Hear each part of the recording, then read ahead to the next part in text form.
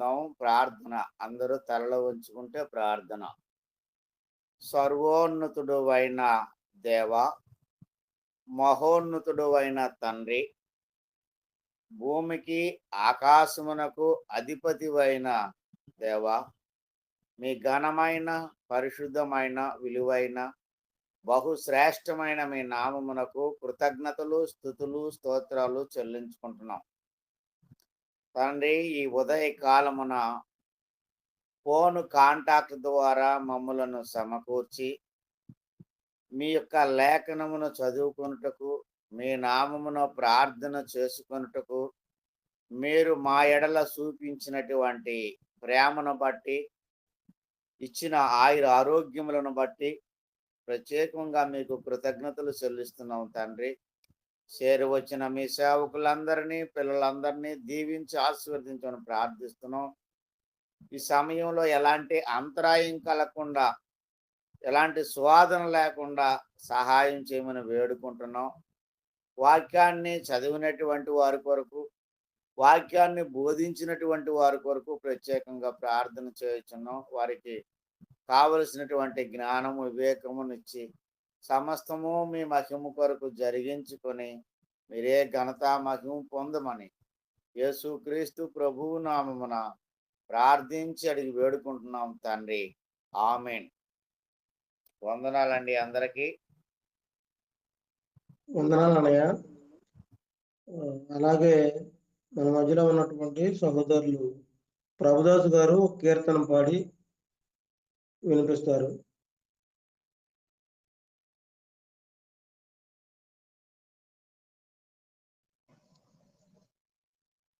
అన్నయ్య కొంచెం పెద్దగా పాడు, గట్టిగా. అలాగే.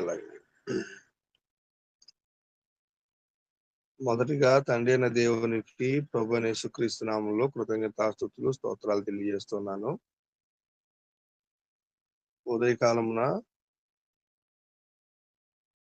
దేవునిని మహింపరుచుటకు చేరినటువంటి మీ అందరికీ ప్రభు అయిన యేసుక్రీస్తు నామములో వందనాలు తెలియజేస్తూ ఉన్నాను.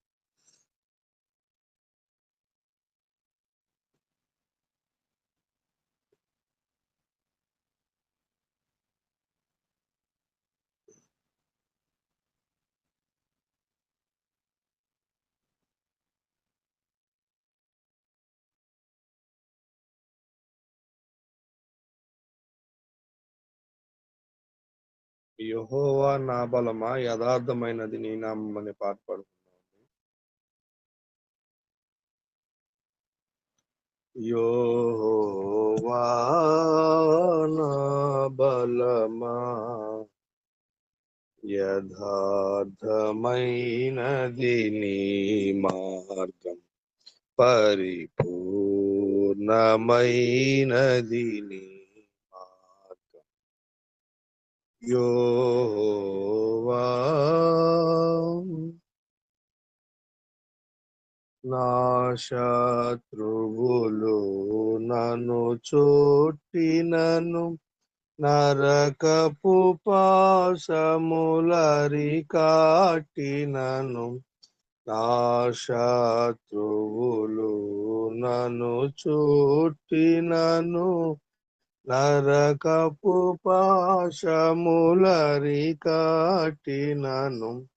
వరదవలే భక్తిహీనులు పోర్లిన, విడువక నన్ను ఎడబాయని దేవా, విడువక నన్ను ఎడబాయని దేవా.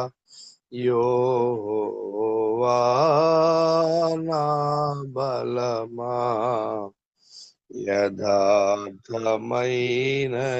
నీ పరిపూర్ణమైనది నీ మార్గం. యెహోవా దయగల వారిపై దయ చూపించును,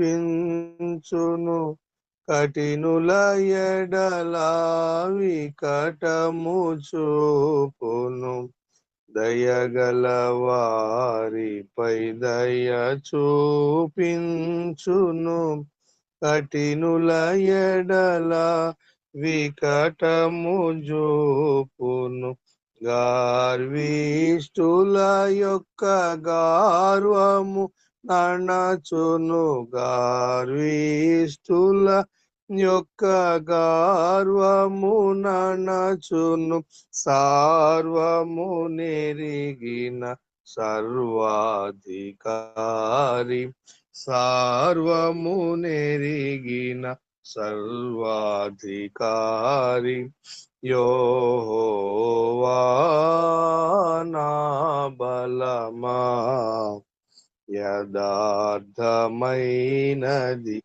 నీ మార్గం, పరిపూర్ణమైనది నీ మార్గం. యెహోవా మరణ పుటురులలో మరువక మొరలిడ ఉన్నత దుర్గమై, రాక్షణ శృంగమై.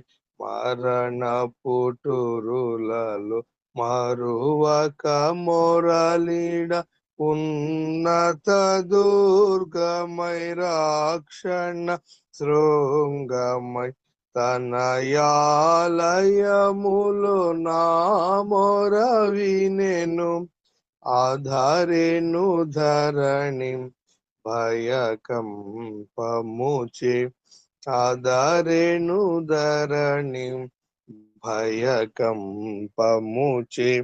యెహోవా నా బలమా. యథార్థమైనది నీ మార్గం, పరిపూర్ణమైనది నీ మార్గం. యెహోవా పౌరుషము గల ప్రభు కోపింపగ, పర్వతముల పునాదులు వణికెను. పౌరుషము గల ప్రభు కోపింపగ, పర్వతముల పునాదులు వణికెను. తన నోట నుండి వాచిన అగ్ని దహించి వేసెను వైరుల నెల్లన్. దహించి వేసెను వైరుల నెల్లన్. యెహోవా నా బలమా. యథార్థమైనది నీ మార్గం, పరిపూర్ణమైనది నీ మార్గం. యెహోవా మేఘములపై ప్రభువును పంపును, మేఘములను తన మాటుగా చేయును. మేఘములపై ప్రభువును పంపును, మేఘములను తన మాటుగా చేయును. ఉరుములు మెరుపులు మెండుగా చేసి అపజయమిచ్చును అపవాదికిని. అపజయమిచ్చును అపవాదికిని. యెహోవా నా బలమా. యథార్థమైనది నీ మార్గం, పరిపూర్ణమైనది నీ మార్గం. యెహోవా. అందరికీ వందనాలండి. అవకాశం ఇచ్చిన సహోదరులు రవి గారికి వందనాలు. చక్కని పాట పాడి వినిపించినటువంటి సహోదరులు ప్రభుదాస్ గారికి వందనాలు. అలాగే మరి ఒక పాట పాడవలసిందిగా సహోదరులు స్వామి గారిని ఆహ్వానిస్తున్నాం. ఓకే తమ్ముడు. తండ్రి అయిన దేవునికి కృతజ్ఞతాస్తుతులు. కూడొచ్చిన మీ అందరికీ ప్రభు నామంలో వందనాలు. ఆన్లైన్ ఉన్న వాళ్ళందరికీ వందనాలు. అధ్యక్షుల వారికి వందనాలు. గ్రంథముగా చదవండి అని పాట పాడి దేవునికి మహిమగా అందరూ కలిసి పాడదాము.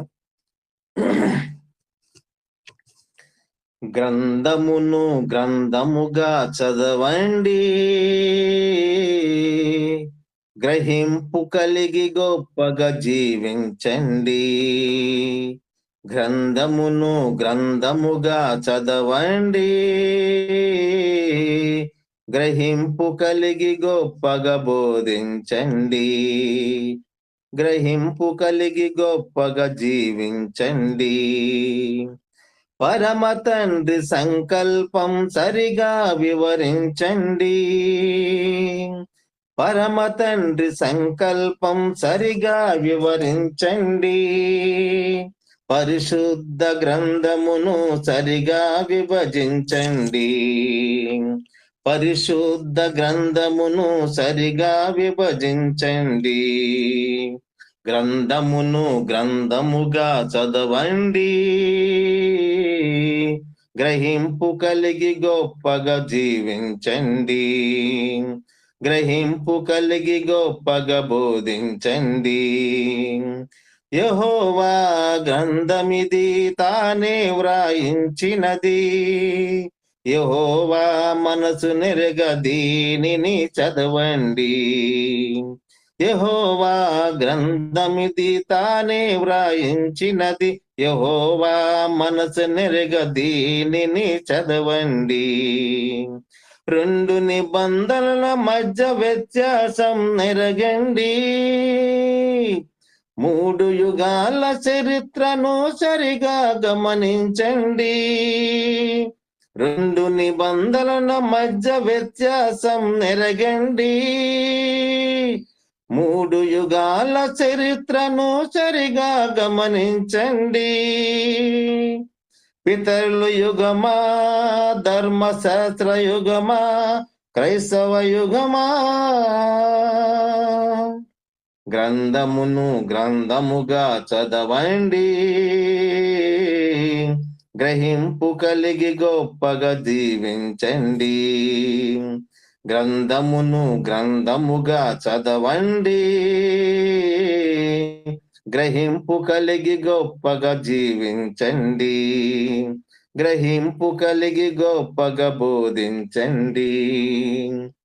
ఎవరికి ఎవరు ఎక్కడి నుండి ఎందుకని ఎప్పుడు వ్రాసారని ఏమిటి సందర్భమని.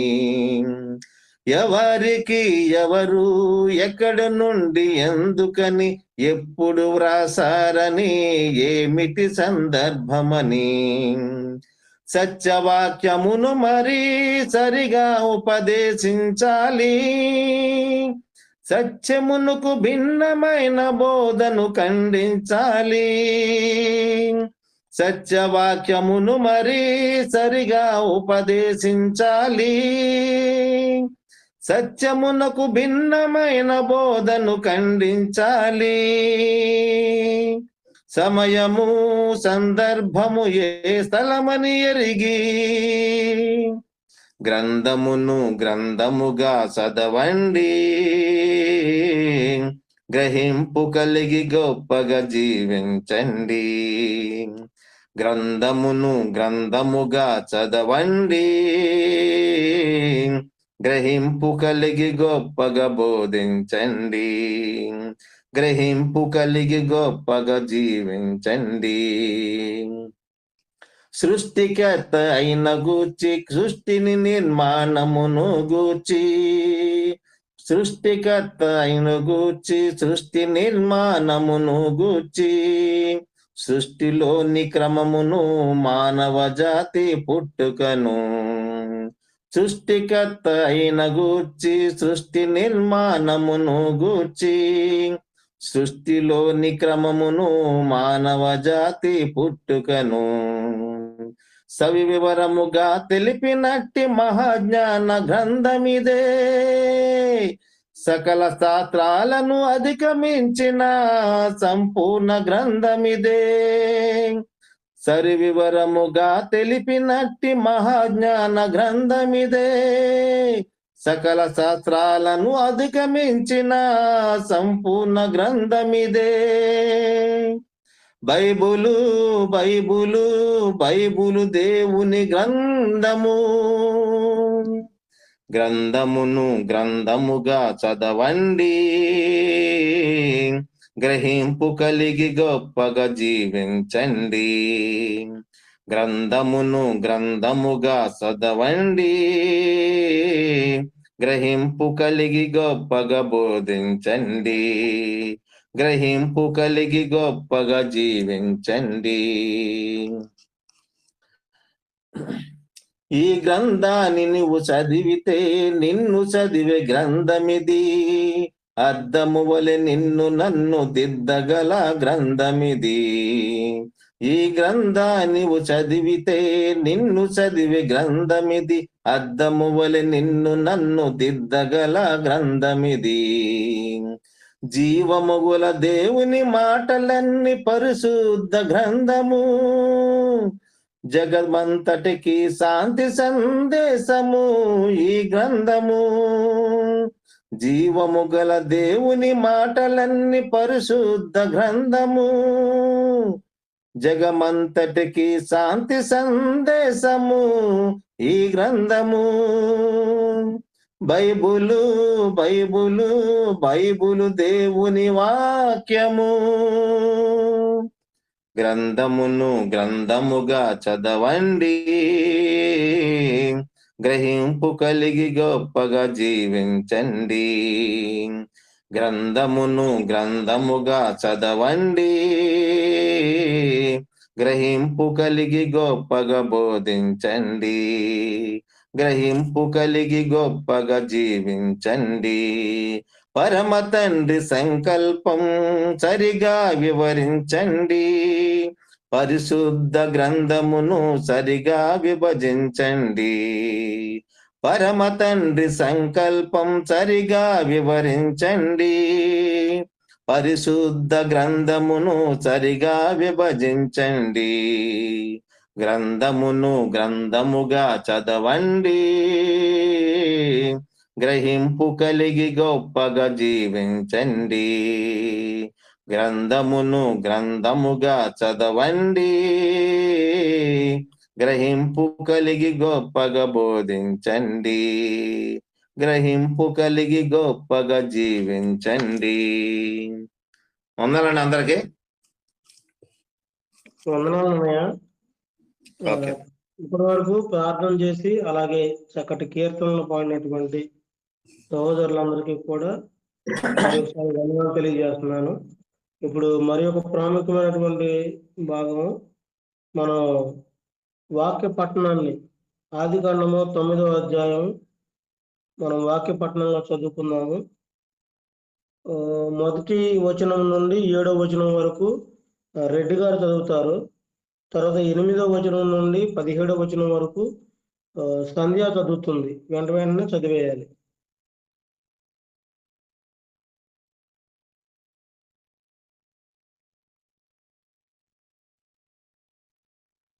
రెడ్డి గారు.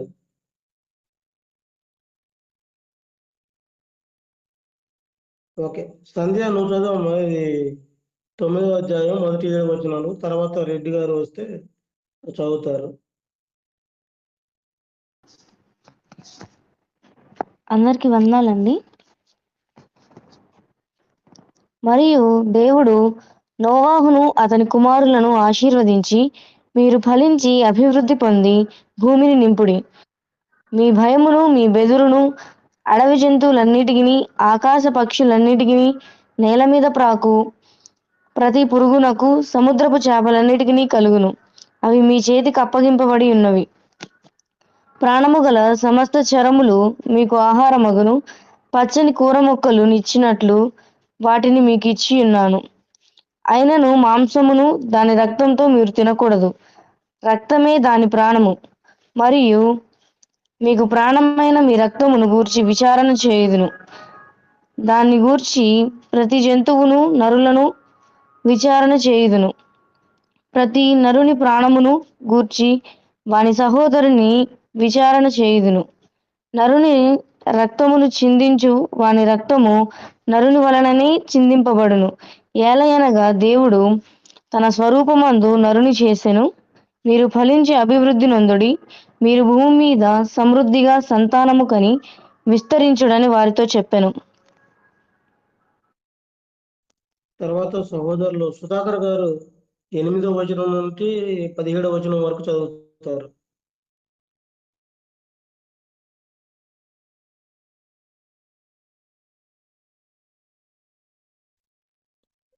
సుధాకర్ గారు.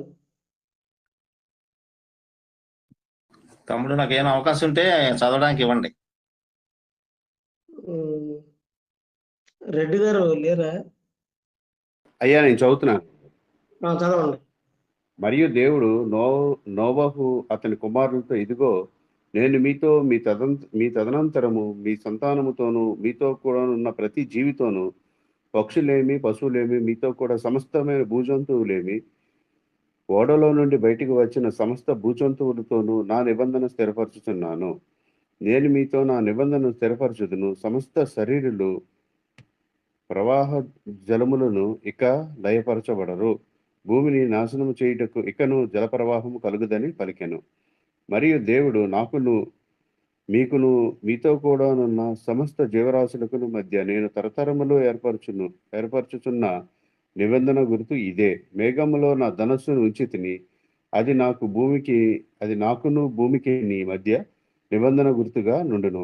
భూమిపైకి నేను మేఘమును రప్పించుచున్నప్పుడు ఆ ధనస్సు మేఘములో కనబడును. అప్పుడు నాకును మీకును సమస్త జీవరాశుల మధ్యనున్న నా నిబంధన జ్ఞాపకం చేసుకొందును గనుక సమస్త శరీరులను నాశనం చేయుటకు అలాగూ ప్రవాహము నీళ్లు రావు. ఆ ధనస్సు మేఘంలో నుండును. నేను దాన్ని చూచి దేవునికి భూమి మీదనున్న సమస్త శరీరులలో ప్రాణము గల ప్రతి దానికి మధ్యనున్న నిత్య నిబంధనను జ్ఞాపకం చేసుకుందును. మరియు దేవుడు నాకును భూమి మీద ఉన్న సమస్త శరీరులకును మధ్య నేను స్థిరపరిచిన నిబంధనకు గుర్తు ఇదే అని నోవహుతో చెప్పాను. ఓడలో నుండి వచ్చిన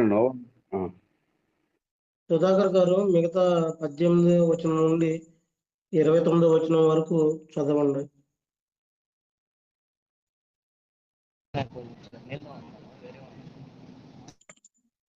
వినండి. జర్నీలో ఉన్నారు. ఓకేనండి. అలాగే నేను చదువుతున్నాను. 18వ అధ్యాయం నుండి. ఓడలో నుండి వచ్చిన నోవాహు కుమారులు షేము, హాము, యాపేతు అనేవారు. హాము కనానుకు తండ్రి. ఈ ముగ్గురు నోవాహు కుమారులు. వీరి సంతానము భూమి అన్నంతటా వ్యాపించెను.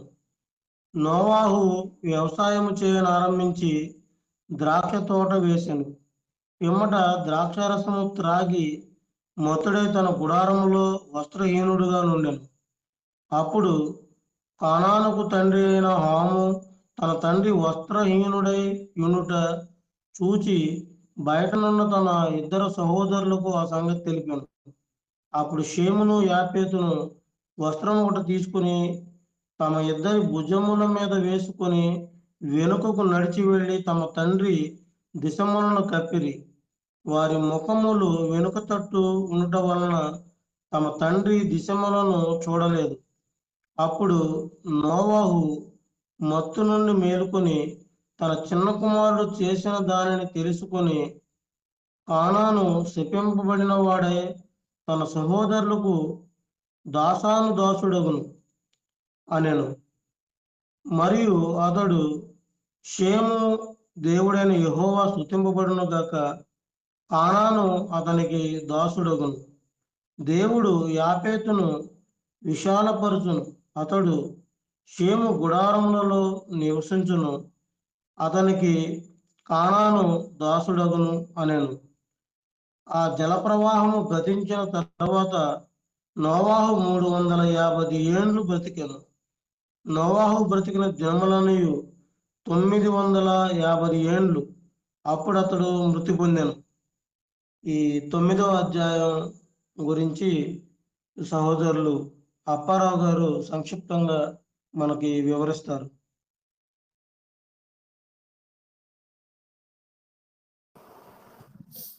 తండ్రి అయిన దేవుడికి మరి ఒకసారి కృతజ్ఞతలు. మీ అందరికీ కూడా క్రీస్తు ప్రభు నామంలో వందనాలు తెలియపరుస్తున్నాం. 9వ అధ్యాయంలో చాలా సమాచారం ఉన్నది. ఇదంతా మనం తెలుసుకోవాలంటే చాలా టైం పడుతుంది. పైవి నేను ఎప్పుడు మనం పైవి చూస్తున్నాం. పై సంగతులను మనం చూద్దాం. మొదటి వచనంలో దేవుడు వాళ్ళకి ఏమైనా ఆశీర్వాదం ఇచ్చాడంటే, మీరు ఫలించి భూమిని నింపండి. ఈ మాటని చాలా మంది ఎట్లా తీసుకుంటారంటే, ఎంతమంది పిల్లలనైనా కనాల, దేవుడు చెప్పాడు కదా ఫలించి భూమిని నింపమని. అయితే భూమి ఆల్రెడీ నిండిపోయి ఉన్నది కాబట్టి జ్ఞానం కలిగి మనం ప్రభుత్వానికి లోబడాల. ప్రభుత్వం ఏం చెప్తున్నది? ఒకరు ముద్దు, ఇద్దరు పర్వాలేదు, అంతకు మించి మనం సంతానాన్ని కనొద్దని ఇప్పుడు చెప్తూ ఉన్నది. దీని సంగతి ఏంటంటే, అప్పట్లో వాళ్ళు యనమండుగురే కాబట్టి దేవుడు వాళ్ళకి అది ఇచ్చాడు. ఇంకా దాన్ని మనం కొనసాగించడం అనేది సరైనటువంటిది కాదు, కరెక్ట్ అయినటువంటి పనే, అంతకంటే కూడా కాదు. అయితే ఇంకొక మాట 2వ వచనంలో ఏమన్నాడంటే, మీకు భయమును బెదురును ఇక మీదట ఉండొద్దు, ఎందుకంటే మీరు యనమండుగురే కదా, ఎట్లాగా అనేటువంటి ఆ భయము బెదురు మీకు అవసరం లేదు. జంతువులన్నిటికీ, పక్షులన్నిటికీ, నేల మీద ప్రాకు ప్రతి పురుగునకును, సముద్రపు చేపలకు అన్నిటికీ కలుగును భయము. ఎందుకంటే వీళ్ళు ఇవి నరులకు లోబడినట్లుగా దేవుడు చేశాడు. ఏమన్నాడు? ఇవి మీకు మీ చేతికి అప్పగింపబడి ఉన్నవి, ప్రాణము గల సమస్త చరములు మీకు ఆహారమగును. అప్పుడు ఇవి భయపడవలసినటువంటి పని ఉన్నది, కానీ మీ గురించి మీరు వణకావు కానీ, బెదురు కానీ, భయం కానీ మీకు ఏ కోసైనా అవసరం లేదు, భయపడనక్కర్లేదు అని వాళ్ళకి దేవుడు అక్కడ హామీ ఇచ్చినట్లుగా మనం చూస్తూ ఉన్నాం. ఇంకొక మాట ప్రాముఖ్యమైనది ఏంటంటే, ఇవన్నీ కూడా కూర మొక్కలతో సహా మీకు ఆహారం ఇచ్చాను, కానీ మాంసం మీరు తినేటప్పుడు దాని రక్తంతో మీరు తినకూడదు. ఎందుకంటే రక్తంలో ప్రాణం ఉంటుంది, ప్రాణమే దాని రక్తం అన్నాడు. కాబట్టి అది ఎప్పుడైతే మనిషికి రక్తం అంతా చెడిపోవటం కానీ, రక్తం అంతా పోవటం కానీ జరుగుతుందో అప్పుడే ప్రాణాన్ని కోల్పోతారు. యాక్సిడెంట్లు అయ్యేటప్పుడు మనకు చెప్తారు, మీలో ఎవరైనా ఉన్నారా రక్తం ఇచ్చేవాళ్ళు, ఈయన దగ్గర రక్తం చాలదు, రక్తం అంతా పోయింది కాబట్టి ఈయన ప్రాణం నిలబెట్టాలంటే రక్తం అవసరము అని బయట నుంచి రక్తం తీసుకొచ్చి ఎక్కించడమో, లేకపోతే బంధువులు ఇవ్వటమో ఏదో ఒకటి జరుగుతూ ఉంటుంది. కాబట్టి ఇది ఒకటి మనం వాక్యం బోధించినప్పుడు ఈ ముఖ్యమైనటువంటి సంగతి, దీన్ని మనం జ్ఞాపకం ఉంచుకోవాలి. మనం బయట కూడా చేస్తూ ఈ మాంసం అమ్మే కొట్టుల్లో కూడా చూస్తూ ఉంటాం. ఏమంటే అలాలు చేసిన మాంసం అమ్మబడను అని, అంటే దాని రక్తాన్ని బయటికి తీసేసి అమ్ముతాం. ఎందుకు ఈ మాట చెప్పాడంటే, నా చిన్నతనంలో ఈ కోడుల్ని కోసేవారు కాదు, మెడకాయ నులిపేసి కాల్చేసి వంట చేసేవారు. కాబట్టి దాంట్లో రక్తం ఉండిపోతుంది, బయటికి పోలే. కోస్తే దాని రక్తము బయటికి పోతుంది. అందుకోసమనే దేవుడు చెప్పాడు, గొంతు పిసికి చంపిన దాని మాంసాన్ని మీరు తినొద్దు, అది మీకు నష్టం కలిగిస్తుంది, అది పాపం అవుతుంది, దోషం అవుతుంది అని చెప్పాడు. గొంతు పిసికి దేన్ని చంపుతారు అంటే ఈ పిగ్గు, పందిని గొంతు పిసికి చంపుతారు. అందుకోసం దాన్ని మీరు తినొద్దు, దాన్ని కట్ చేస్తున్నారు. అందుకోసమే ఇప్పుడు ఈ వ్యాగన్ ఫ్యాక్టరీలో ఉన్న ఈ ఫ్యాక్టరీలు పెట్టారు కదా, అప్పుడు కట్ చేసినప్పుడు దాని యొక్క రక్తం బయటికి పోయినప్పుడు దాన్ని మీరు తెచ్చుకొని నిర్భయంగా తినొచ్చు అనే సంగతి ఒకటి ప్రాముఖ్యంగా చెప్పాడు. మీరు ఫలించి అభివృద్ధి నొందుడి, మీరు భూమి మీద సమృద్ధిగా సంతానమును కని విస్తరించుడని వారితో చెప్పను. ఇందాక చెప్పుకున్న సంగతే ఇది. అది ఫలించడం జరిగింది, అభివృద్ధి పొందడం జరిగింది. కాబట్టి ఇప్పుడు మనం గవర్నమెంట్ వారికి లోబడి చెప్పినట్లుగా మనం చేయిస్తే అది జ్ఞానయుక్తమైనటువంటి పని. బుద్ధి జ్ఞానం లేకుండా మొన్న ఒక ఆయన అంటున్నాడు, మా ఆవిడికి ఆరోగ్యం బాగలేదు కానీ నేను ఇంకా కనాలనుకున్నానండి. నా చిన్నతనంలో మా తాత ముత్తాతలు ఒక్కొక్కరు 80 మా తాత 6 5 కన్నాడు. ఇంకా కొంతమంది అయితే 12 మందిని 18 మందిని కన్నటువంటి వాళ్ళని కూడా నేను చూశాను. కాబట్టి అది ఇప్పుడు అది కరెక్ట్ అయినటువంటి పని ఎంత మాత్రం కూడా కాదు. తర్వాత 8వ వచనం వచ్చేసరికి ఏమన్నాడంటే, దేవుడు నోవాహును అతని కుమారులను తో ఒక నిబంధన చేశాడు. ఆ నిబంధన ఏంటంటే, వర్షం మూలంగా అంటే జల ప్రవాహము మూలముగా ఇక మీదట ఈ భూమి మీద ఉన్నటువంటి జీవరాశులని నేను అంతము చెయ్యను. ఆ నిబంధనకి గుర్తేంటి అని నీవు ఒకవేళ ప్రశ్నిస్తావేమో నన్ను.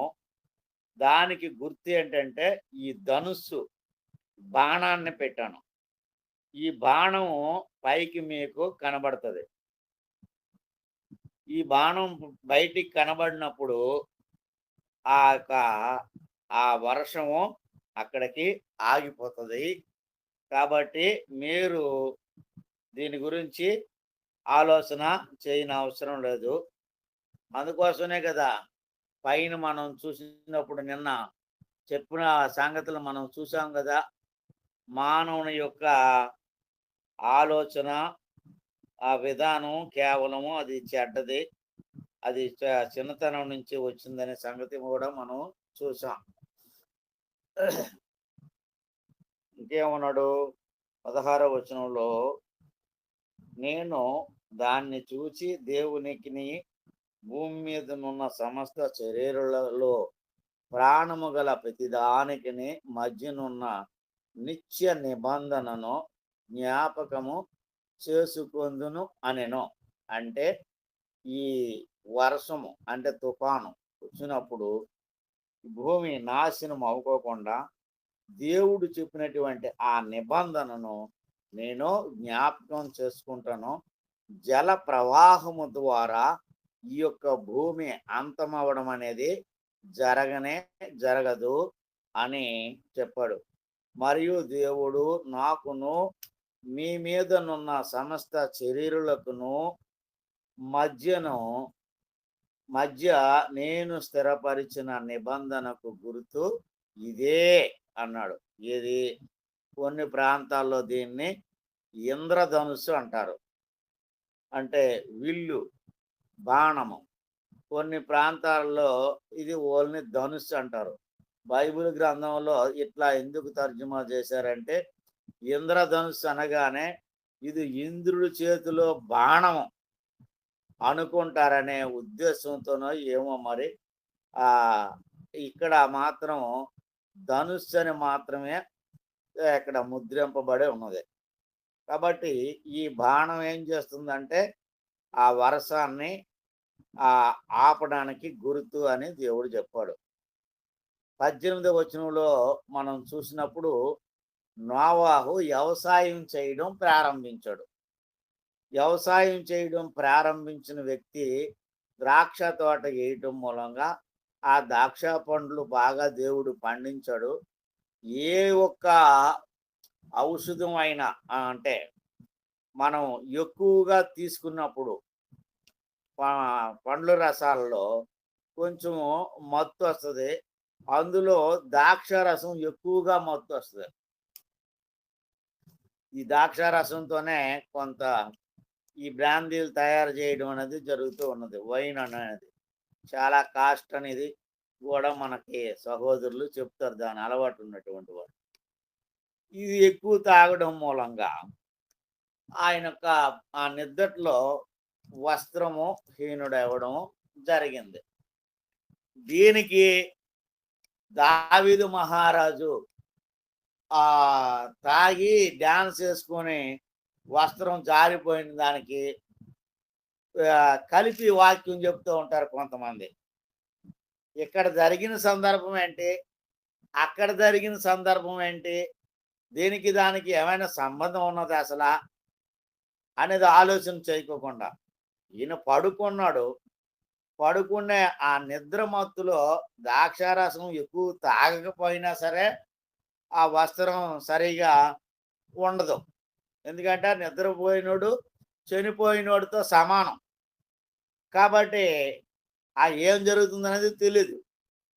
ఈ చిన్న కుమారుడు ఏం చేశాడు, అది చూసినోడు వెళ్ళి వస్త్రం కప్పుకోకుండా యువతులకు వచ్చి అది వాళ్ళ అన్నదమ్ములకు చెప్పాడు. వాళ్ళ అన్నదమ్ములు ఏం చేశారు, ఆ వస్త్రాన్ని తీసుకెళ్ళి అది ఆ మూల చూడుకోకుండా తీసుకెళ్ళి ఎందుకు కప్పారో అది నాకు అర్థం కావట్లేదు.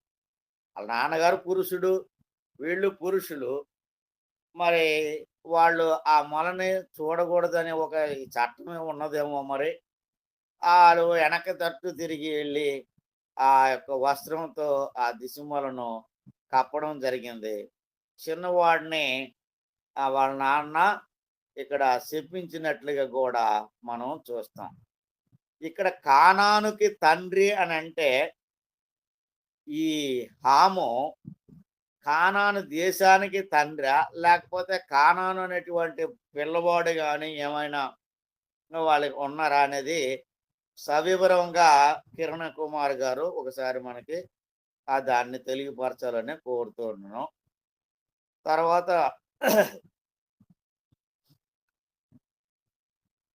అప్పుడు షేమును యాపోతును ఆ వస్త్రం కప్పడం జరిగింది.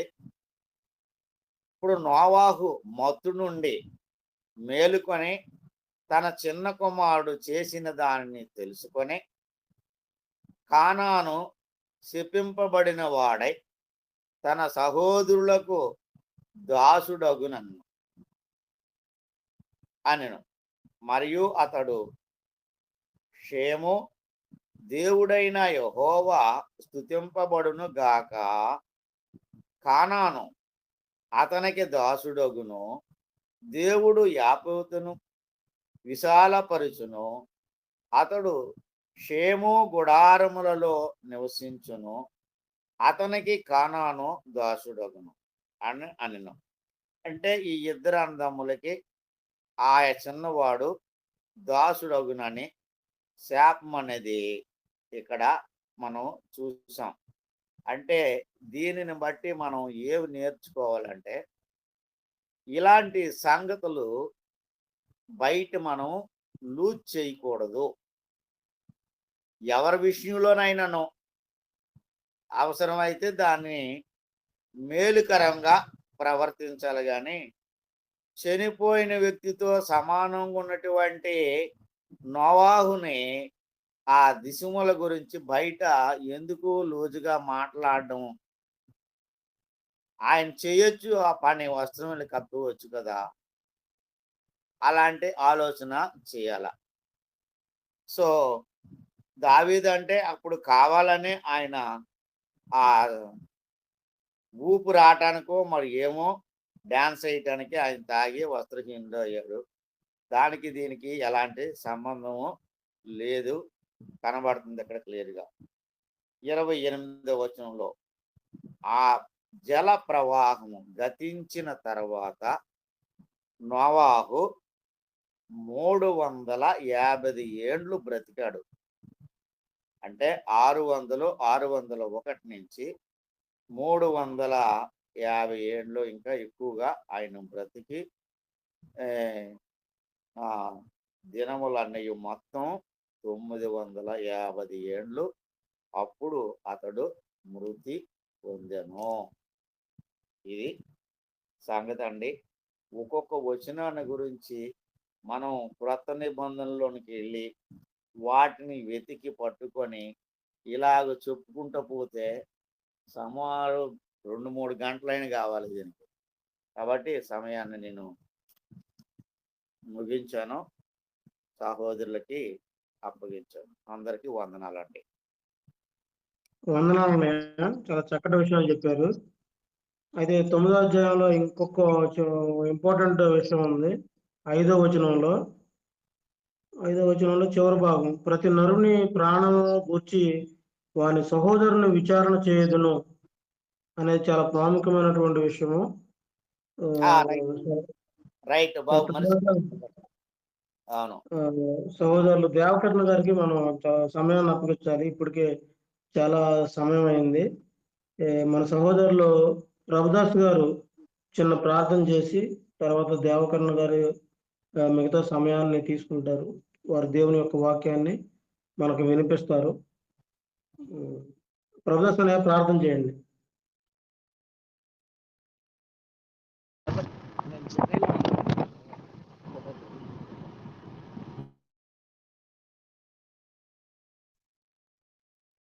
ప్రభుదాస్ అన్నయ్య,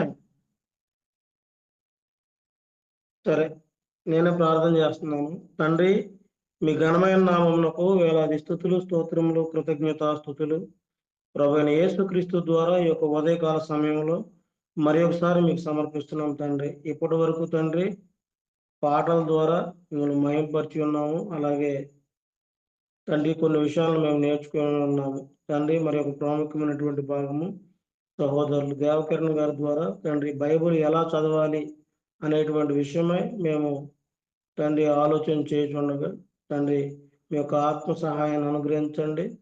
సహోదరులకిను వినుచున్న మాకును మీ యొక్క ఆత్మ సహాయం ద్వారా తండ్రి మా మనసులను కేంద్రీకరించి చక్కటి విషయాలపై మేము దృష్టి ఉంచి తండ్రి ఆ ప్రకారంగా మేమును మా జీవితంలో బైబిల్ను ఆ విధంగా చదువుకొని మీరు మా కొరకు రాయించి ఇచ్చినటువంటి ఆ గొప్ప సంగతులన్నింటినీ కూడా మేము పరిశీలించి నేర్చుకుని ఆ ప్రకారంగా జీవిస్తూ మిమ్మల్ని మహింపరుస్తూ మీ ద్వారా మహింపరచబడేటువంటి మహాభాగ్యమును మా అందరికీ అలాగే మాతో పాటు అనేక మందికి కూడా మీరు దయచేయమని బోధిస్తున్నటువంటి సహోదరులకి సమస్తమును మీరే సమకూడి జరిగించమని ఈ యొక్క ప్రార్థన మనవులు మా ప్రభువును మీ ప్రియకుమారుడైన యేసుక్రీస్తు ద్వారా అడిగి వేడుకొంచున్నాం తండ్రి. ఆమేన్.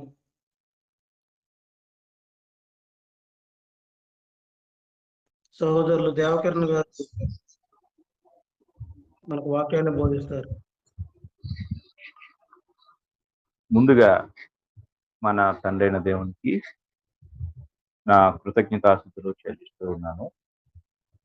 ఈ సమయంలో ఈ గ్రూప్ కాల్ ద్వారా వాక్యం వినుటకు సిద్ధంగా ఉన్న ప్రతి ఒక్కరికి కూడా నా ప్రత్యేకమైన వందనాలు తెలియజేస్తున్నాను.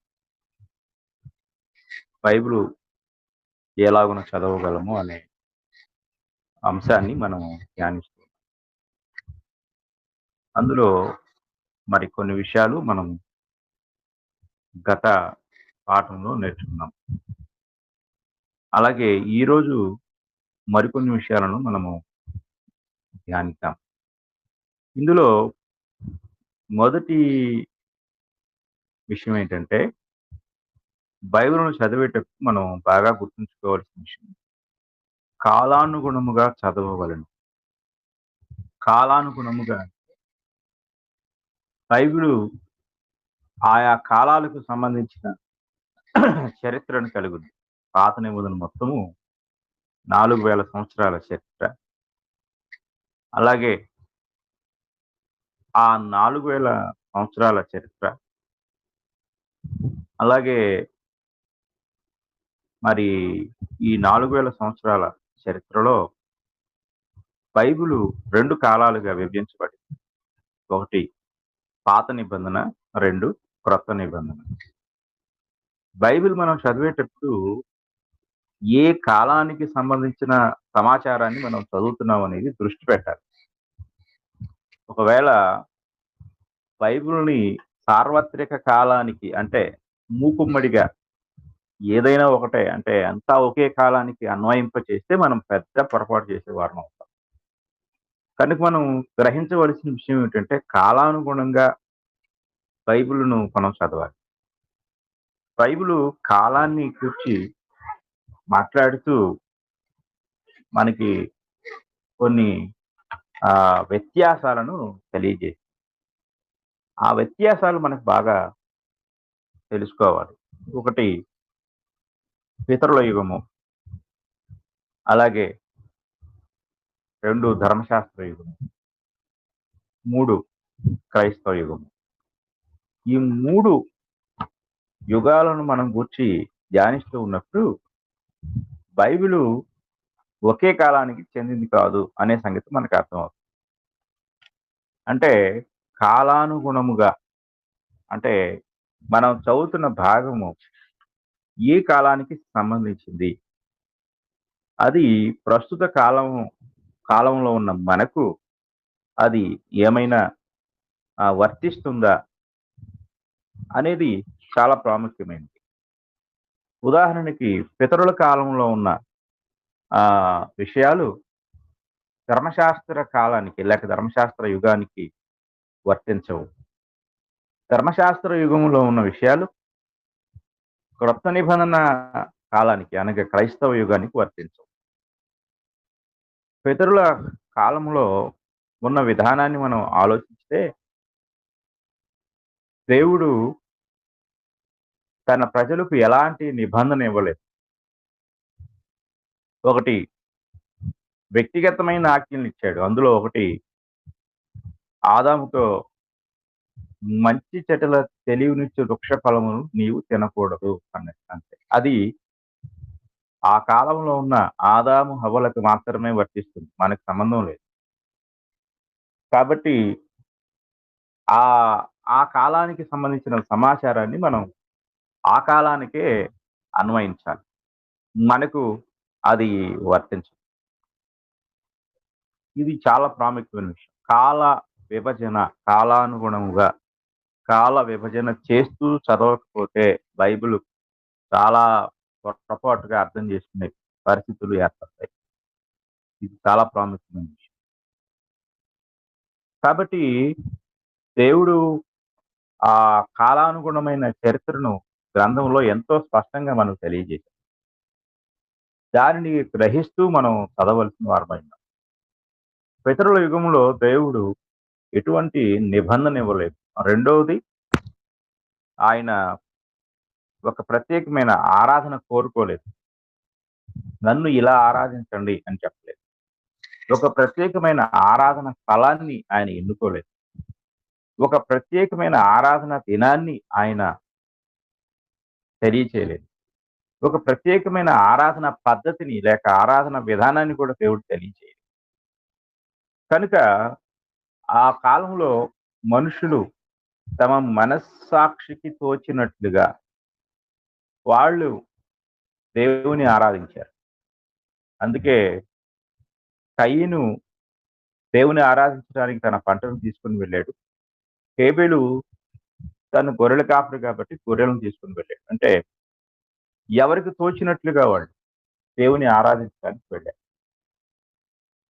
అలాగే దేవుడు ఆజ్ఞాపించకుండానే మనుషులు తమ మనస్సుకు తోచినట్లుగా వాళ్ళు చేశారు. అది వారి హృదయంలో నిండి ఉన్న కృతజ్ఞతా భావంతోనే వాళ్ళు అలాగ చేసినట్లే కానీ దేవుడు ఆజ్ఞాపించలేదు. కానీ గొప్ప విషయం ఏంటంటే, దేవుడు ఆజ్ఞాపించకపోయినప్పటికీ వాళ్ళు చేయటమే చాలా గొప్ప విషయం. మనము ఆదికాండం 8వ అధ్యాయంలో 20వ వచనాన్ని చదువుకుంటే, అప్పుడు నోవాహు యెహోవాకు బలిపీఠం కట్టి పవిత్ర పక్షులన్నిటిలోను కొన్ని తీసుకుని ఆ పీఠం మీద దహన బలి అర్పించాడు. కాబట్టి మనము అక్కడ దేవుడు చెప్పలా, నాకు బలి అర్పించని చెప్పలా.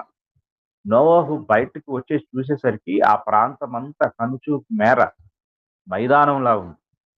ఆయన ఓడలోనికి వెళ్ళేటప్పుడు ప్రకృతి ఉంది, మనుషులు ఉన్నారు, నివాసాలు ఉన్నాయి. కానీ ఇప్పుడు బయటకు వచ్చేసరికి ఆ 8 మంది, ఆ ఓడ తప్ప ఏమీ లేదు. అంతా సర్వనాశనం అయిపోయింది. ఇంతటి భయంకరమైన జలప్రళయం నుండి నన్ను తప్పించిన నా దేవునికి నేను కృతజ్ఞత తెలియచేయాలి అనే ఆలోచనతో ఆయన తనంతటగా తానుగా దేవునికి బలి అర్పించాడు. ఇది మనం జాగ్రత్తగా గమనించవలసిన వారు.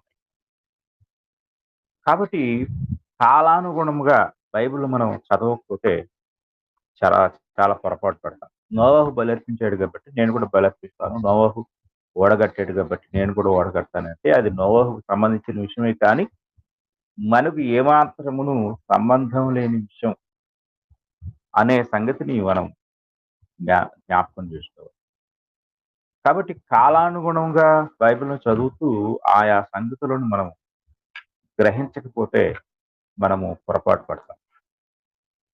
ఎందుకంటే బైబిలు కాలక్రమమైన విధానంలో ఆయా కాలాల్లో ఉన్న ప్రజలకు తన సత్యాన్ని తెలియజేస్తూ వచ్చింది. కాబట్టి మనం జాగ్రత్తగా గమనించాలి. ఇంకొక ఉదాహరణ కూడా మనం చదువుదాం. ఇంకొక ఉదాహరణ మనం చూస్తే సమూయేలు గ్రంథము 2వ గ్రంథము సమూయేలు 2వ గ్రంథంలో దావీదు మహారాజు దేవుని ఆరాధించిన ఒక పద్ధతి ఉంది.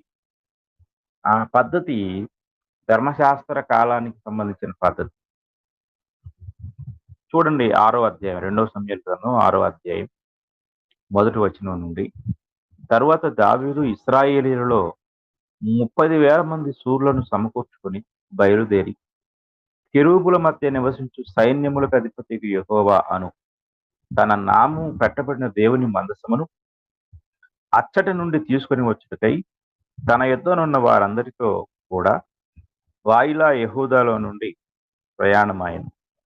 వారు దేవుని మందసమును క్రొత్త బండి మీద ఎక్కించి గిబియాలోనున్న అబీనాదాబు యొక్క ఇంటిలో నుండి తీసుకొని రాగా, అబీనాదాబు కుమారులకు ఉజ్జాయును అహ్యోయును ఆ క్రొత్త బండిని తోలేరు. దేవుని మందసము గల ఆ బండిని గిబియాలోని అబీనాదాబు ఇంటి నుండి తీసుకొని రాగా, అహ్యో దాని ముందర నడిచెను. దావీదును ఇశ్రాయేలులందరూ సరళ వృక్ష కర్రతో చేయబడిన నానా విధములైన సితారాలను, స్వరమండలములను, తంబురులను, మృదంగములను, పెద్ద తాళములను వాయించుచు యెహోవా సన్నిధిని నాట్యమాడుచుండేది.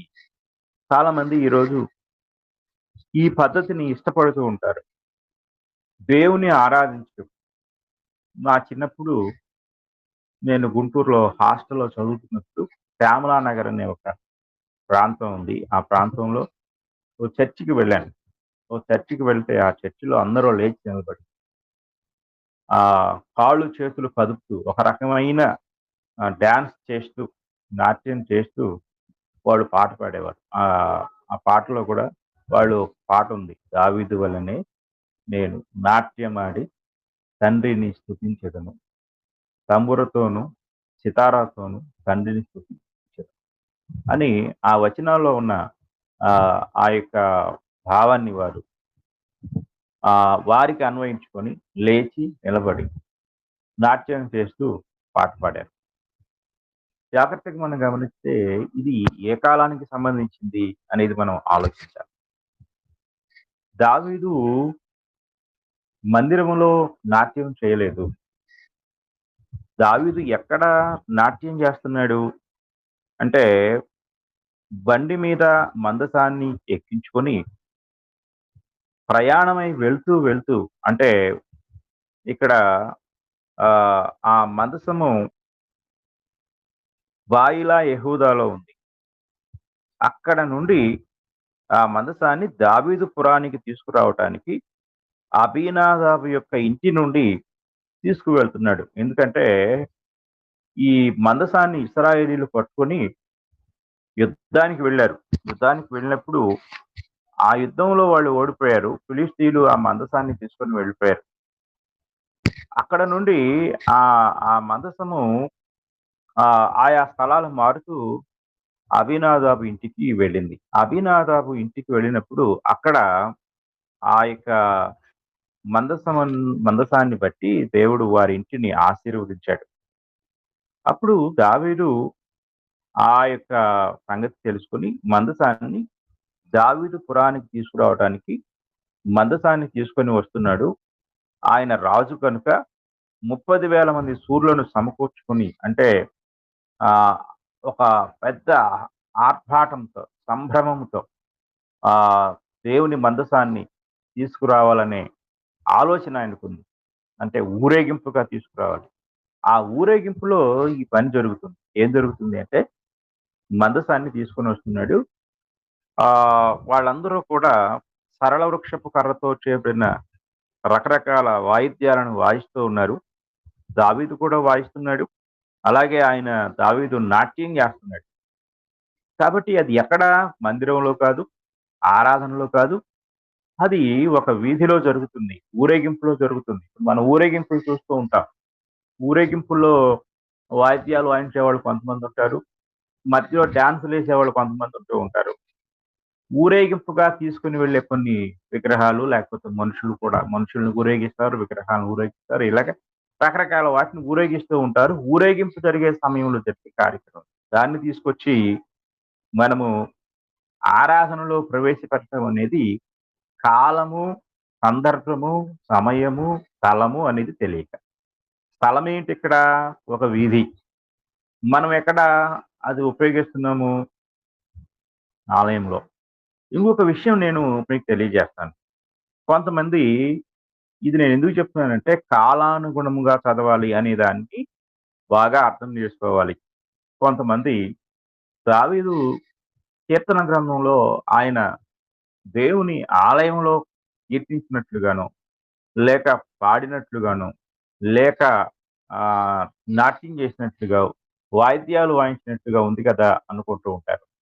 ఒక విషయం ఏంటంటే దేవాలయంలోనికి ప్రవేశించే అర్హత దావీదుకు లేదు. కనుక దావీదు ఎప్పుడు దేవాలయంలోనికి వెళ్ళలేడు కూడా.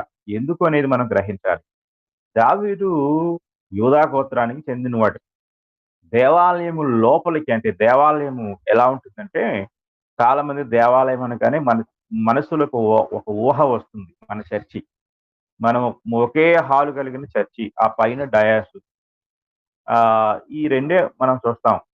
కానీ పాత నిబంధనలోని ఆలయం ఎలా ఉంటుందంటే చుట్టూ కూడా ప్రాకారం, అంటే ఒక ప్రహరీ గోడ లాంటిది ఉంటుంది. దీన్ని వెలుపటి ఆవరణం అంటారు. ఈ వెలుపటి ఆవరణంలో ఎంట్రన్స్ గేటు, అంటే ముఖద్వారం నుండి లోపలికి వెళ్ళినప్పుడు మొదట ఒక బలిపీఠం ఉంటుంది.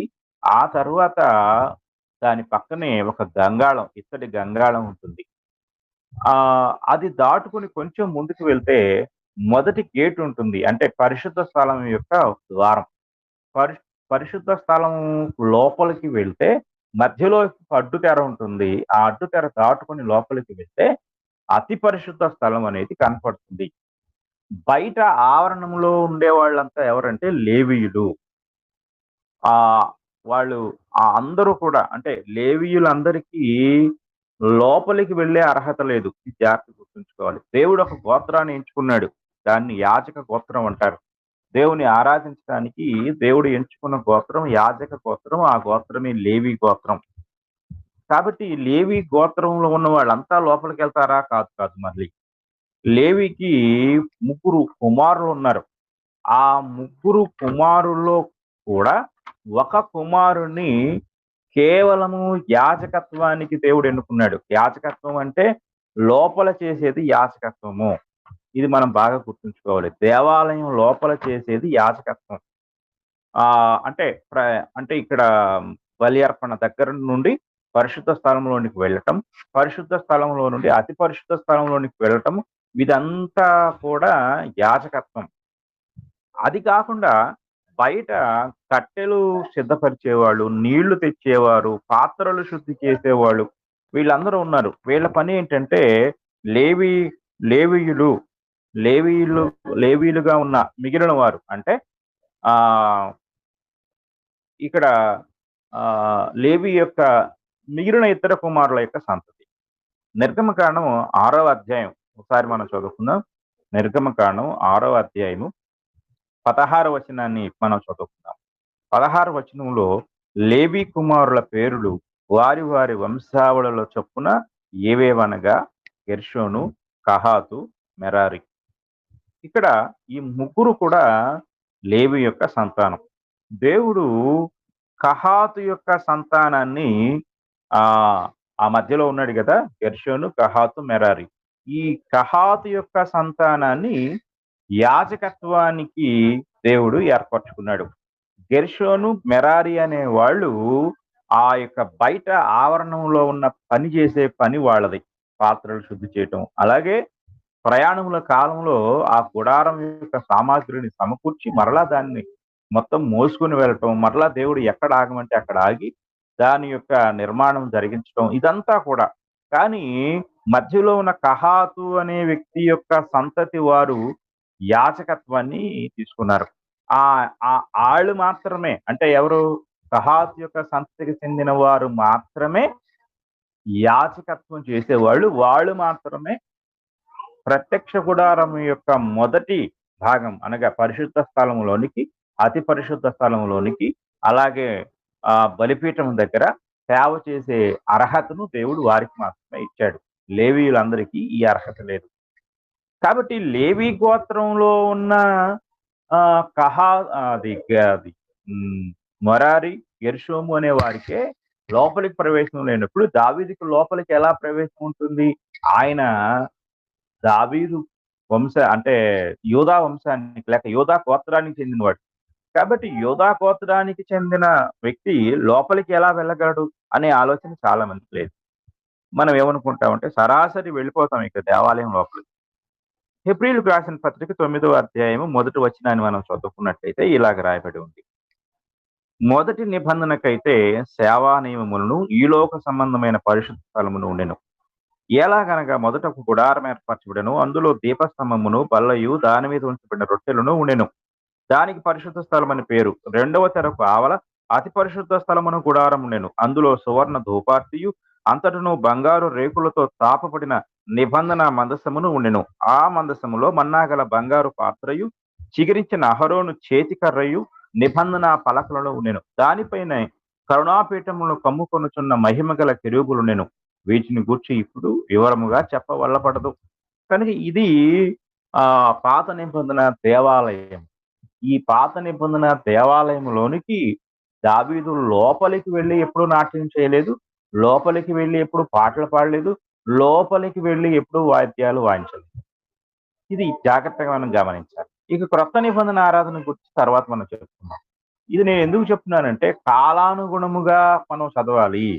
ఇది ఏ కాలానికి సంబంధించింది, ఆ కాలంలో ఉన్న వ్యక్తులు ఏ చట్టం కింద ఉన్నారు, ఏ యుగంలో ఉన్నారు, వాళ్ళు ఏ చట్టాన్ని కలిగి ఉన్నారు. ఎందుకంటే పితరుల యుగంలో చట్టమే లేదు, వాళ్ళ మనస్సాక్షికి తోచినట్లుగా వాళ్ళు చేసుకుంటూ వెళ్ళారు. నేను ఇంతకు ముందే చెప్పాను, ఒక ఆరాధన దినము లేదు, ఆరాధన స్థలము లేదు, ఆరాధించడానికి ప్రత్యేకమైనది ఏది లేదు, ఆ ఆరాధన దినము లేదు, ఇవన్నీ ఏమి లేవు అసలు.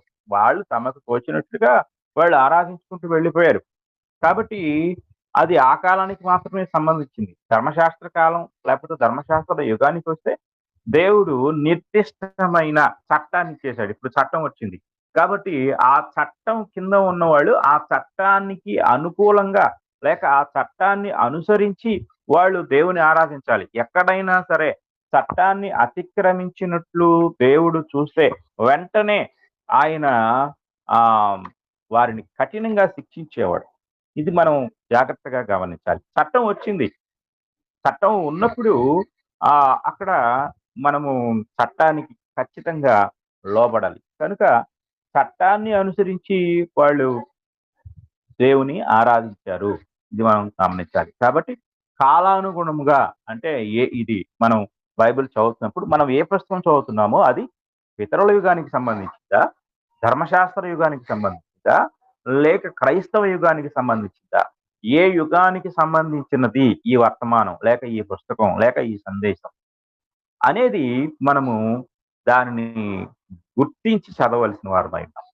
తర్వాత రెండో విషయం ఏంటంటే చరిత్రానుసారముగా చదవాలి. అంటే చరిత్ర యొక్క కనెక్టివిటీ. అంటే నేను మొన్న చెప్పాను ఒకటి, చరిత్ర ఎక్కడి నుంచి ఎక్కడ కనెక్షన్ అయింది, ఈ ఒక పుస్తకం తర్వాత ఒక పుస్తకం, అంటే ఏ పుస్తకానికి ఏ పుస్తకం కనెక్ట్ చేయబడిందో అనే సంగతులు గత పాఠంలో నేను తెలియజేశాను. అలాగా చరిత్రను కనెక్ట్ చేసుకుంటూ చదవాలి.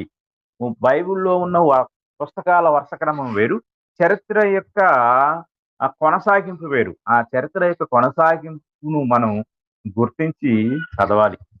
ఆ తర్వాత ఇంకొక విషయాన్ని మనం జాగ్రత్తగా గమనించినట్లయితే ఆ పుస్తకము ఏ భాగానికి సంబంధించిందో మనం చదవాలి. ఆ పుస్తకం ఏ భాగానికి ఏ భాగము అనేది మనం ఆలోచించినట్లయితే మీకు బైబిల్ ఈ కొన్ని భాగాలుగా మనం విభజించి చదవాలి.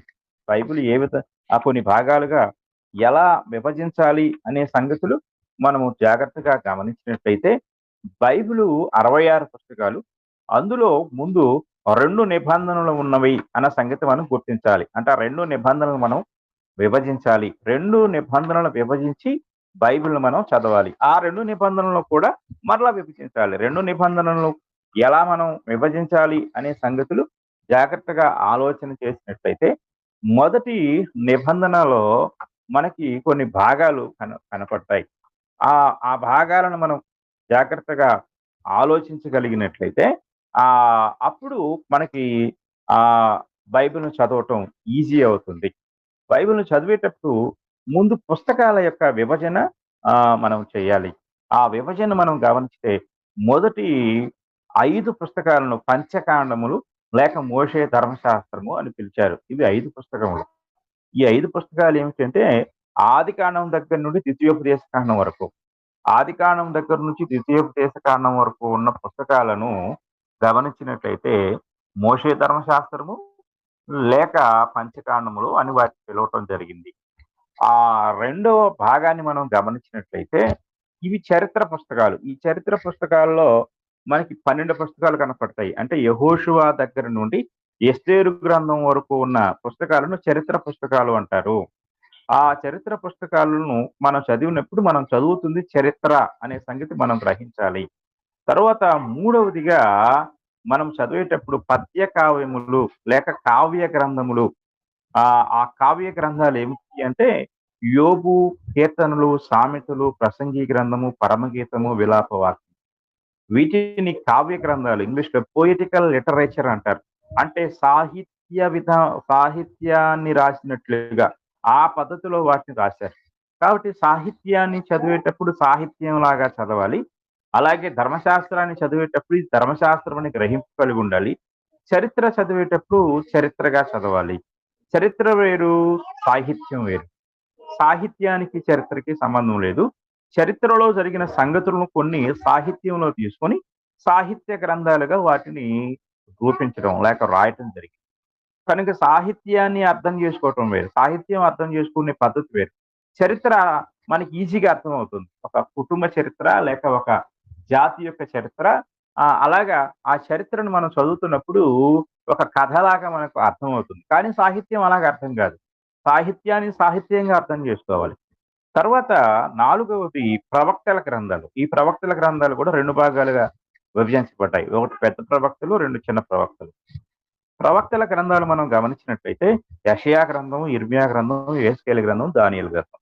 ఈ 4 కూడా ప్రవక్తల గ్రంథాలు, పెద్ద ప్రవక్తలు అంటారు. ఇక రెండవది చిన్న ప్రవక్తలు. చిన్న ప్రవక్తలు అంటే వాళ్ళు చిన్నోళ్ళు పెద్దోళ్ళని కాదు, పుస్తకాలు పెద్ద పుస్తకాలు. యెషయా గ్రంథం మనం చూస్తే దీనికి మినీ బైబిల్ అనే పేరు పెట్టారు కొంతమంది. ఎందుకు మినీ బైబిల్ అన్నారు అంటే అందులో బైబిల్ 66 పుస్తకాలు ఉంటే ఇందులో 66 అధ్యాయాలు ఉన్నాయి కనుక దీనికి మినీ బైబిల్ అనే పేరు కొంతమంది పెట్టడం జరిగింది. కాబట్టి కిందకు వచ్చినట్లయితే చిన్న ప్రవక్తలు అని ఎందుకన్నారు? 12 పుస్తకాలు ఎందుకన్నారంటే ఒక్కొక్క పుస్తకం కొన్ని అధ్యాయాలు, మరి కొన్ని పుస్తకాలు అయితే ఒకే ఒక అధ్యాయం ఉంటాయి. కాబట్టి అందుకని వీటిని పుస్తకాల యొక్క ఆ సైజును బట్టి చిన్న ప్రవక్తలు, పెద్ద ప్రవక్తలు అని విభజించడం జరిగింది. టోటల్‌గా ప్రవక్తల గ్రంథాలు మనం పరిశీలించినట్లయితే 16 పుస్తకాలు ప్రవక్తల గ్రంథాలు.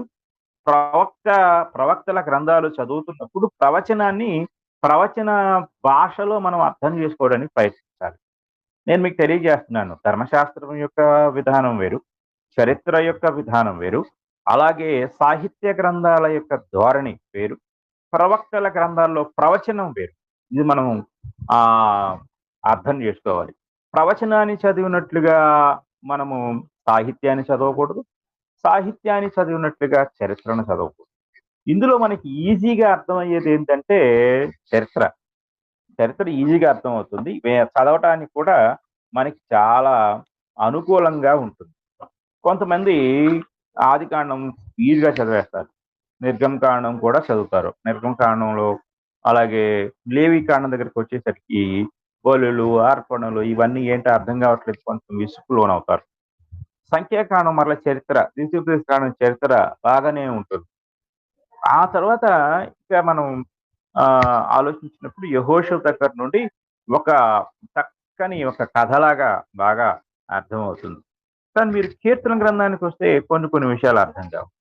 అలాగే పరమగీతము చదివినప్పుడు ఇదేంటి ఇలా ఉంది, ఈ పదాలేంటి, ఇదేదో లవ్ స్టోరీ లాగా ఉంది, బైబిల్ గ్రంథంలో ఇలాంటి పుస్తకం పెట్టారేంటి, పరిశుద్ధ గ్రంథం కదా ఇదేంటి అనుకుంటూ ఉంటారు.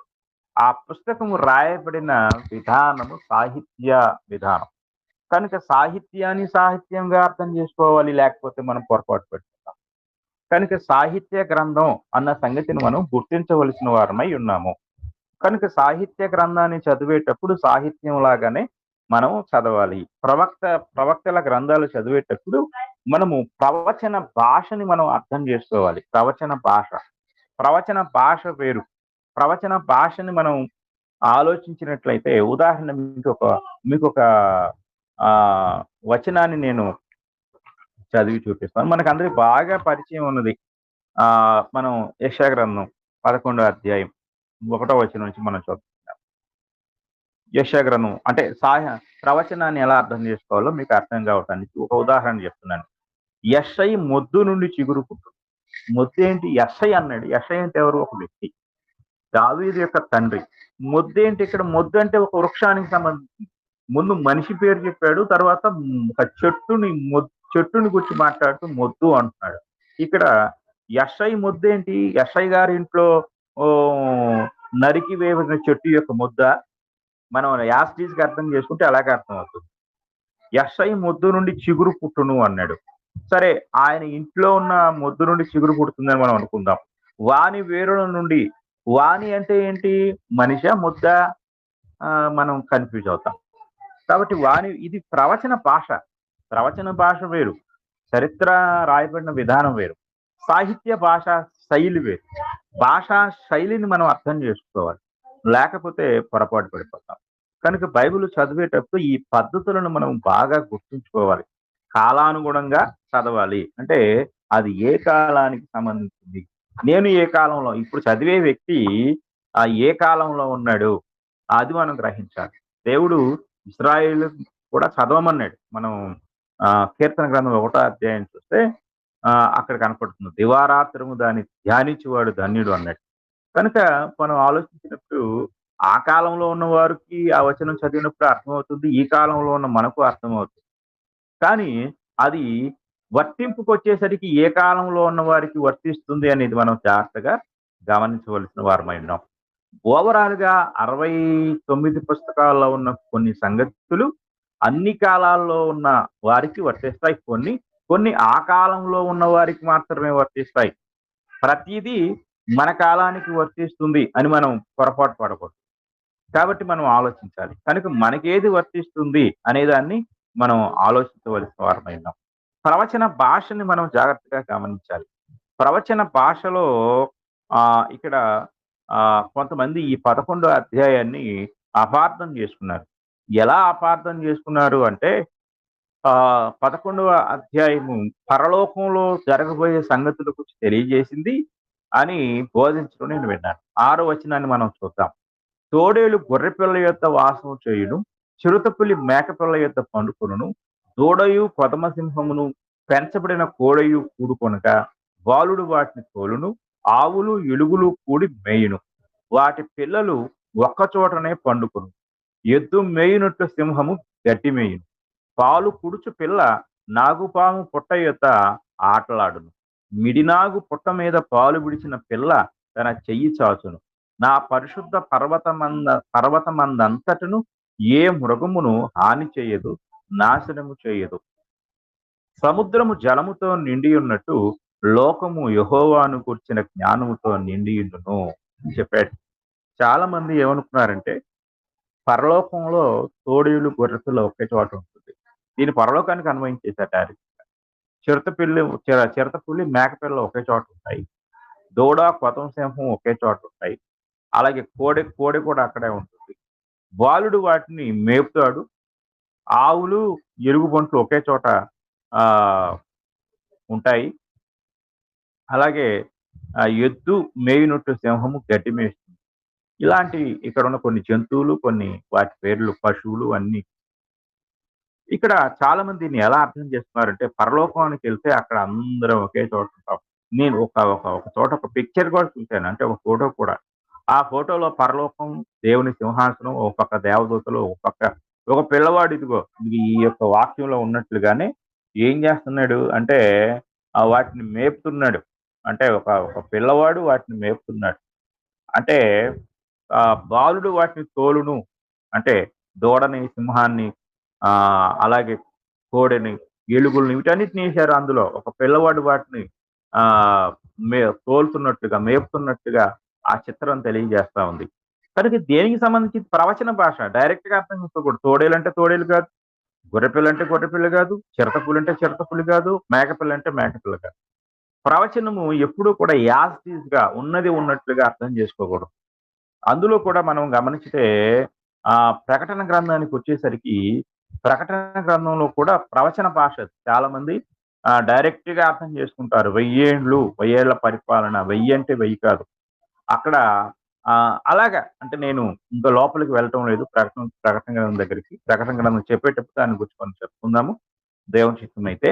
కానీ భాషను మనం అర్థం చేసుకోవాలి, కాలానుగుణంగా చదవాలి. అంటే ఏ కాలం లేక ఏ యుగము, అలాగే చరిత్రానుసారంగా చదవాలి. ఆ చరిత్ర ఎప్పటిది, ఆ చరిత్రకి మనకేమైనా సంబంధం ఉందా, అలాగే పుస్తకం ఏ భాగానికి సంబంధించి, ఇది నేను మీకు తెలియజేశాను. పాత నిబంధనలో ఉన్న కొన్ని భాగాలను గురించి మనం విభజించడం జరిగింది. కాబట్టి అందులో ఉన్న పుస్తకము దేనికి సంబంధించింది, ఏ కాలానికి సంబంధించింది అనేది, అంటే ఏ భాగానికి సంబంధించింది, ధర్మశాస్త్రమా మనం చదువుతుంది, ఇశ్రాయేలు చరిత్ర మనం చదువుతుంది, కావ్య గ్రంథాలు మనం చదువుతుంది, పెద్ద ప్రవక్తల గ్రంథాలు మనం చదువుతుంది అనేది కూడా మనం అర్థం చేసుకోవాలి. ఇంకా క్రొత్త నిబంధన యొక్క విభజన కూడా మనం ఒకసారి పరిశీలించినట్లయితే క్రొత్త నిబంధన కూడా విభజించారు బైబిల్ పండితులు. అందులో మొదటి భాగం 4 పుస్తకాలు, సువార్తలు లేక క్రీస్తు జీవిత చరిత్ర. క్రీస్తు జీవిత చరిత్ర మత్తయి, మార్కు, లూకా, యోహానులో మనకు కనపడుతుంది. ఆ తర్వాత మనం గమనించినట్లయితే మనకి రెండవది సంఘ చరిత్ర. ఇది ఒకే ఒక పుస్తకం. ఒకే ఒక పుస్తకం ఏంటంటే అపోస్తుల కార్యములు. అపోస్తుల కార్యముల్లో సంఘము, దాని యొక్క స్థాపన, అలాగే దాని యొక్క వ్యాప్తి, విస్తరణ, ఈ సంగతులు మనకి అపోస్తుల కార్యంలో కనపడతాయి. ఆ తర్వాత మనకి స్థాపించబడిన సంఘాలను స్థిరపరచడానికి, బలపరచడానికి, హెచ్చరించడానికి, సమస్యలు వస్తే సరిదిద్దడానికి రాయబడిన పుస్తకాలే పత్రికలు. ఈ పత్రికలు మనం గమనించాలి. ఈ మొత్తం 21 పత్రికలు కనపడతాయి. అందులో పౌలు గారు రాసిన పత్రికలు 14, అలాగే ఇతరులు అనగా యాకోబు, పేతురు, యోహాను, యోధా అనేవారు రాసిన పుస్తకాలు 7 పుస్తకాలు మనకి కనపడతాయి. కాబట్టి ఈ పత్రికలు ఎందుకు రాయబడ్డాయంటే సార్వత్రిక క్రైస్తవ లోకానికి, అలాగే కొన్ని పత్రికలను, పౌలు గారు రాసిన పత్రికలను వ్యక్తిగత పత్రికలు అన్నారు. ఎందుకంటే ఆయన కొందరినే సూచించడానికి రాశాడు. అంటే రోమీయులకు రాసిన పత్రిక అంటే రోములో ఉన్న లేక రోమాలో ఉన్న సంఘానికి మాత్రమే వర్తింపజేసే సంగతులు, కొరింథీయులకు అనగా కొరింథీ సంఘాన్ని ఉద్దేశించి, గలతీయులకు గలతీయ ప్రాంతంలో ఉన్న సంఘానికి ఉద్దేశించి, ఎఫెసీయులకు ఎఫెసీ పట్టణంలో ఉన్న సంఘాన్ని ఇలాగా పేరు పెట్టి రాశాడు కాబట్టి వాళ్ళని మాత్రమే ఆయన ఉద్దేశించి రాసిన పత్రిక. కానీ యాకోబు పత్రిక, పేతురు పత్రిక, అలాగే యోహాను, యూదా ఆ పత్రికల దగ్గరకు వచ్చేసరికి అవి సార్వత్రికంగా, అంటే ఆ లోకంలో ఉన్న క్రైస్తవులందరినీ కూడా ఉద్దేశించి రాయబడిన పత్రికలు కాబట్టి వాటిని సార్వత్రిక పత్రికలు అని పిలవటం కూడా జరిగింది. ఇక 4వది ప్రకటన గ్రంథం. ప్రకటన గ్రంథం వచ్చేసరికి ఆ ప్రవచనాన్ని మాత్రమే అది తెలియజేస్తుంది. కాబట్టి మనం చదివేటప్పుడు ఆ సంఘ చరిత్ర ఎక్కడ దొరుకుతుంది? పత్రికల్లో దొరకదు, ప్రకటనలో దొరకదు, సువార్తల్లో దొరకదు. ఎక్కడ దొరుకుతుంది? అపోస్తుల కార్యంలోనే దొరుకుతుంది. కాబట్టి అపోస్తుల కార్యం చదివేటప్పుడు అది సంఘ చరిత్ర అని మనం గుర్తించాలి. పత్రికలు చదివేటప్పుడు రాయబడిన లేక స్థాపించబడిన సంఘాలకు సంఘాలను హెచ్చరించడానికి, సరిదిద్దటానికి, బలపరచటానికి, లోపాలను సరిచేయటానికి వ్రాయబడిన పత్రికలు ఈ పత్రికలు అని మనం గ్రహించాలి. కనుక పత్రికలన్నీ కూడా ఆ అపోస్తుల కార్యముల గ్రంథములో స్థాపించబడిన సంఘాన్ని ఉద్దేశించి రాయబడినవి అనే సంగతి మనము పత్రికలను చదివినప్పుడు అర్థమవుతుంది. అలాగే అపోస్తుల కార్యం చదివితే అది సంఘ చరిత్ర అని అర్థమవుతుంది. అలాగే 4 సువార్తలు చదివినప్పుడు అది క్రీస్తు జీవిత చరిత్ర అని మనకు అర్థమవుతుంది. కాబట్టి మనం చదివే పుస్తకాలు దేనికి సంబంధించినవి లేక ఏ కాలానికి సంబంధించినవి అనే సంగతులు మనము స్పష్టంగా గ్రహిస్తూ అవగాహన చేసుకుంటూ మనము చదవాలి. కనుక ఈ సంగతులు మనం జాగ్రత్తగా మనం పరిశీలించవలసిన వారమైనా మనం ఈరోజు 3 విషయాలు తెలుసుకున్నాం. 1 కాలానుగుణంగా చదవాలి, 2 చరిత్రానుసారంగా చదవాలి, 3 ఆ పుస్తకం ఏ భాగానికి సంబంధించింది. ఇప్పుడు చెప్పాను నేను భాగాలు, పంచకాండములకు సంబంధించిందా, లేకపోతే ఇశ్రాయేల్ చరిత్రకు సంబంధించిందా, లేక సాహిత్యానికి సంబంధించిందా, లేక ప్రవచనానికి సంబంధించిందా, లేక క్రీస్తు జీవిత చరిత్రకు సంబంధించిందా, లేక సంఘ చరిత్రకు సంబంధించిందా, లేక స్థాపించబడిన ఆ యొక్క సంఘానికి వ్రాయబడిన ఆ సమాచారానికి సంబంధించిందా, లేక ప్రకటన గ్రంథానికి సంబంధించిందా, దేనికి సంబంధించింది ఇది అనే సంగతి మనం ముందుగా గుర్తిస్తూ ఆ యొక్క సందర్భాన్ని, ఆ యొక్క కాలాన్ని మనము గ్రహిస్తూ మనము గ్రంథాన్ని చదవవలసిన వారమై ఉంటాం. కాబట్టి ఈ రోజు మనం తెలుసుకున్న ఈ 3 విషయాలను మన స్టడీలో లేక మన బైబిల్ స్టడీలో, బైబిల్ పఠనంలో మనము గుర్తిస్తూ ఆ పద్ధతిలో బైబిల్ చదువు ద్వారా మనము బైబిల్ని సరిగా అర్థం చేసుకోగలము అని నేను మీకు ప్రేమపూర్వకంగా తెలియజేస్తూ ఈనాటి పాఠాన్ని నేను ముగిస్తూ ఉన్నాను. దేవుని చిత్తమైతే రేపటి పాఠంలో మరి బైబిల్ని మనం చదివే విధానాన్ని గురించి కొన్ని సంగతులు మనము ధ్యానిద్దాం. అందరికీ వందనాలు. వందనాలండి. సార్ మీరే ముగింపు ప్రార్థన చేయండి, తర్వాత మాట్లాడుతున్నాం. పరిశుద్ధుడు అయిన తండ్రి, ప్రేమ కలిగిన దేవా, ఇంతవరకు మీ యొక్క వాక్యాన్ని ధ్యానించే కృపను మీరు మాకు అనుగ్రహించారు తండ్రి. మరి ఈ వాక్యమును ఈ అందరైతే వింటున్నారో వారందరిని మీరు దీవించి ఆశీర్వదించండి తండ్రి. వారందరూ మీ గ్రంథాన్ని చదువుటకు సరైన విధానాన్ని, సరైన పద్ధతిని అనుసరిస్తూ చదివి అర్థం చేసుకొని తండ్రి సరియైన సందేశాన్ని గ్రహించే కృప అనుగ్రహించండి. మానవ జ్ఞానంతో, మానవ వివేకంతో, మానవ పాండిత్యంతో కాక ఆత్మ నేర్పు మాటలతో, ఆత్మచే రాబడిన సంగతులను ఆత్మానుసారంగా ఆత్మైక సహాయంతో మేము అర్థం చేసుకునే భాగ్యం దయచేయండి తండ్రి. మరి ఈ కొద్ది మాటలు మా అందరి హృదయాల్లో దీవెనకరంగా ఉంచమని ఈ ప్రార్థన మా ప్రభు అయిన యేసుక్రీస్తు వారి పరిశుద్ధ నామములు అడిగి వేడుకుంటాము తండ్రి. ఆమేన్.